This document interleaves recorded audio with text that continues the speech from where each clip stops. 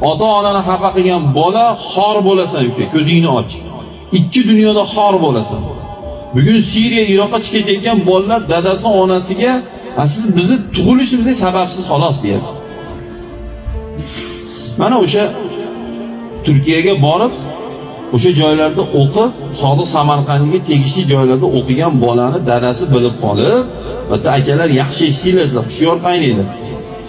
Keyin dadasi eshitib olib, bilib qolib, bolam aynib qolmasin deb borib, yur bolam, bitta yurmagin, biz seni ishlagani jo'natuvdik deb olib kelamiz desa, yo'q ketmayman deydi. Keyin onang ham xafa bo'lyapti, onang ham yig'layapti, deyapti desa, nimadirmish? Onam necha litr sut bergan ekanlar, sutlarni pulini to'lab qo'yman. Bu kim bu? Bu iflos bu. Kim bu? It bu. Bu hayvon bu. Bu odam emas bu. Kim onasini haqqini ado qila olar ekan?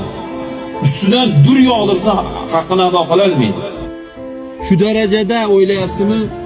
Shu darajada tarbiyadan ketib qolganki, shu darajada onani bergan sutini pul to'lab qo'yman deyapti. Ko'ryapsizmi? Qaysi tarafga olib ketyapti bular? Bekorga aytmayapman men bularni.